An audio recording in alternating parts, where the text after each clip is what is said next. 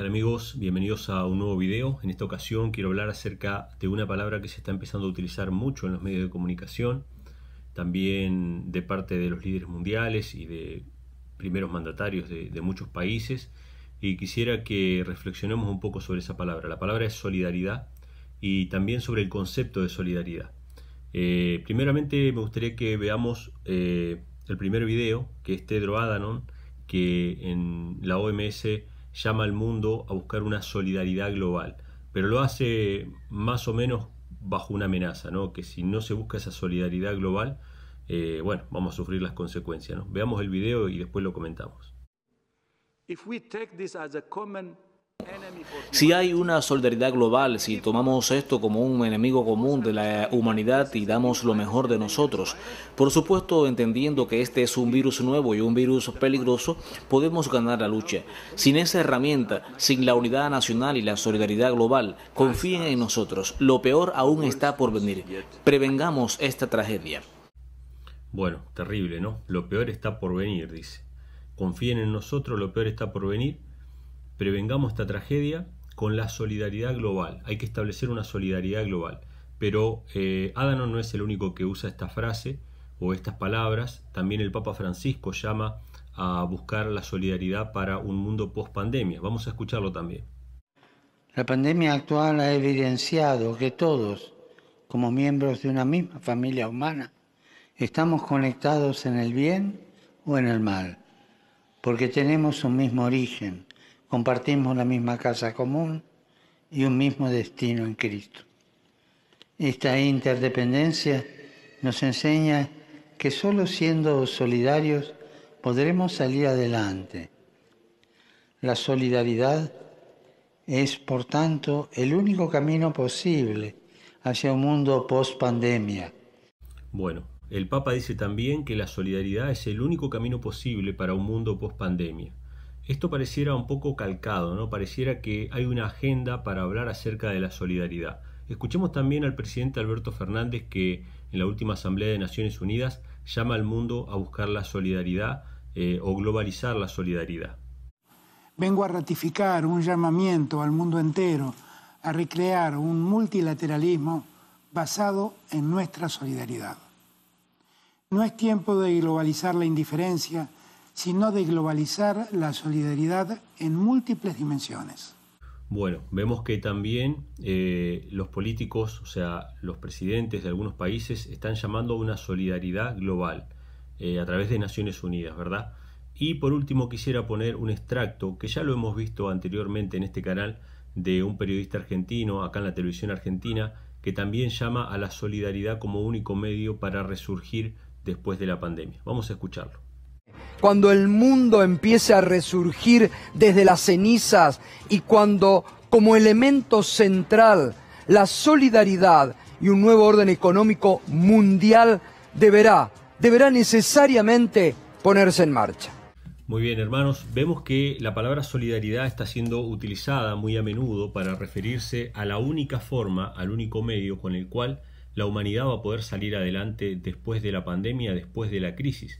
Pero a pesar de que esta palabra suena muy bien y que todos estamos de acuerdo con la solidaridad, en realidad estas personas que están hablando aquí no están hablando de la solidaridad en el sentido concreto de la palabra. Si ustedes lo buscan en un diccionario o en alguna enciclopedia, van a ver que la solidaridad es una cuestión moral. Es un sentimiento de aprecio hacia el prójimo y una ayuda desinteresada. Por ejemplo, en un momento de crisis, todos los vecinos se solidarizan con alguien que perdió su casa, por ejemplo. Se le incendió la casa y todos esos vecinos, movidos por su altruismo, por su buena voluntad, de manera libre, de manera espontánea, salen a ayudar a ese vecino. Esos actos son actos de solidaridad. O sea que la solidaridad es algo que es intrínsecamente libre, es algo que surge espontáneamente del corazón humano y del deseo del ser humano de hacer bien a su prójimo. La solidaridad no puede ser forzada, la solidaridad no puede ser por la fuerza. Nadie puede ponerte un arma en la cabeza y decirte que seas solidario, porque en todo caso cuando ayudes a tu prójimo con el arma en la cabeza, en realidad no vas a estar siendo solidario. Dejaste de ser solidario en ese momento y pasaste a ser simplemente víctima de un sistema opresivo, es decir, de una dictadura. Cuando ellos hablan de que el único camino es una solidaridad global, no están hablando de hacer campañas de concientización para que la gente sea más buena y más solidaria y despertar moralmente a las personas, sino de lo que están hablando es de aplicar políticas nacionales y políticas internacionales para que la gente se vea forzada a ser solidaria, ¿sí? Para proteger, según ellos, según dicen, a los que menos tienen o a los más vulnerables. En realidad, obviamente, cuando se fuerza a las personas, deja de ser solidaridad y se transforma en una dictadura. Se transforma en una dictadura mundial, en este caso, que es el objetivo, obviamente, de los globalistas, ¿no? Pero con la excusa de la crisis, obviamente, se pueden llevar a cabo políticas que limiten las libertades individuales para hacer ejercer esta solidaridad global, entre comillas solidaridad, que en realidad no es ni más ni menos que un socialismo global. Si ustedes se fijan, tanto Tedros Adhanom como el Papa Francisco, como Alberto Fernández, incluso el periodista que apareció en el video, son personas inclinadas al socialismo, o sea, están vinculadas al socialismo de alguna o de otra manera, y por lo tanto no es muy difícil ver que cuando ellos hablan de solidaridad global, en realidad están hablando de un socialismo global, de una dictadura mundial socialista. Eso es lo que se quiere establecer en realidad. Y a mí lo que me llamó mucho la atención es que cuando uno va a Apocalipsis capítulo 13, aparece algo de esta dictadura socialista. ¿Por qué?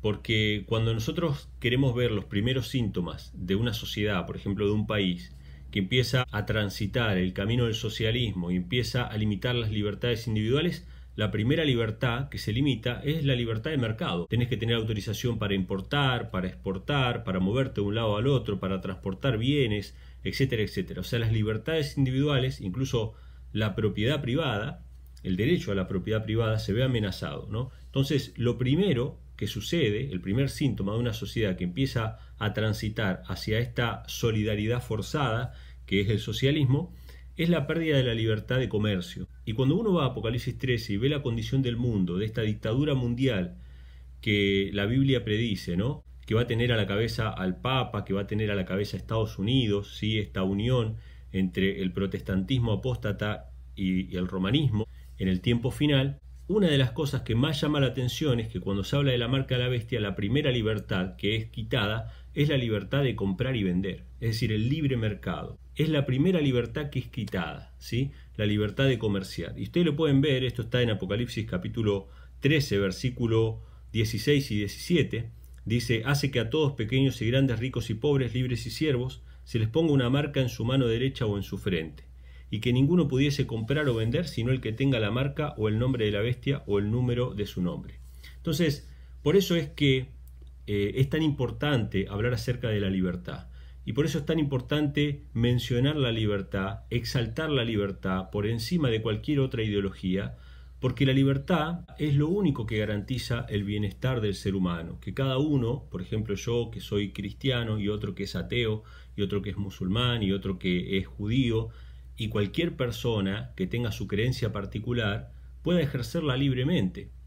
Entonces tenemos que defender la libertad de conciencia, tenemos que defender las libertades en general. Y una de las libertades, que es la primera en ser cercenada por las dictaduras socialistas, es la libertad de comercio, la libertad de mercado, ¿sí? Y por eso es tan importante que nosotros como cristianos tengamos en cuenta esto, porque justamente la bestia en el tiempo del fin lo primero que va a hacer es quitar la libertad de comercio. Nadie va a poder comprar ni vender. Después, bueno, la Biblia dice que van a ser encarcelados y van a ser muertos los que no adoren a la bestia de su imagen.